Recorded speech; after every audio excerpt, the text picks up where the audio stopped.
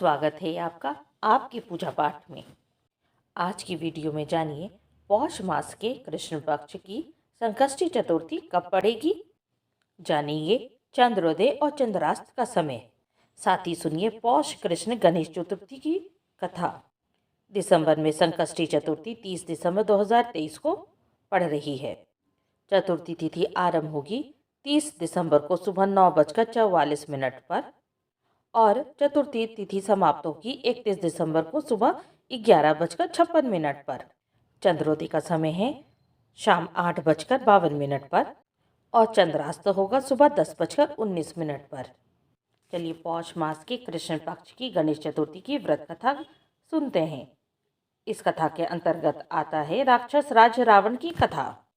पार्वती जी ने गणेश जी से पूछा, हे पुत्र, पौष माह में किन गणेश जी की पूजा करनी चाहिए, पूजा का विधान क्या है और भोजन क्या करना चाहिए, संक्षेप में आप यह सब बतलाइए।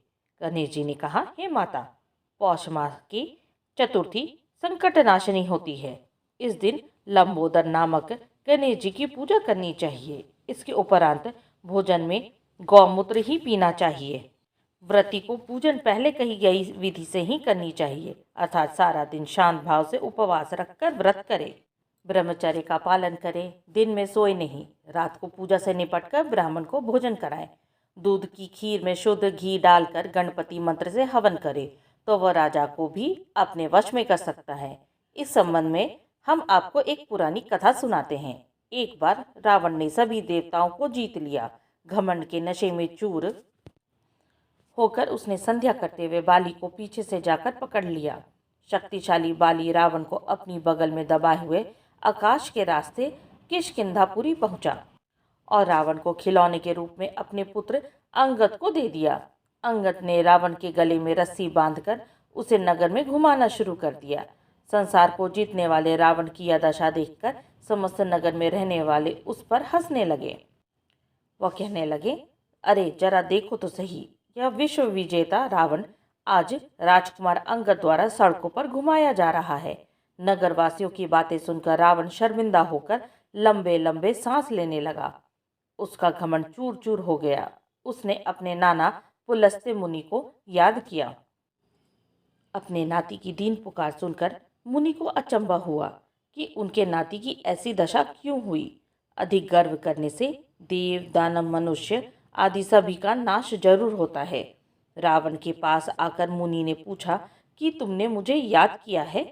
रावण ने कहा, हे नाना जी, देवताओं को जीतने के कारण घमंड करने से मेरी दुर्गति हुई है। मैंने पूजा करते हुए एक वानर राज को देखा। पश्चिमी महासागर के किनारे पर मैंने उसे पीछे से पकड़ने की कोशिश की, परंतु मैं ही उसके हाथों में पकड़ा गया। उसने मुझे यहाँ लाकर मेरे गले में रस्सी बांधकर अपने लड़की को खेलने के लिए दे दिया। इस दुर्दशा को देखकर नगरवासी मेरी हंसी उड़ाते हैं। हे देव, इसी चिंता में मैं दुखी रहता हूँ।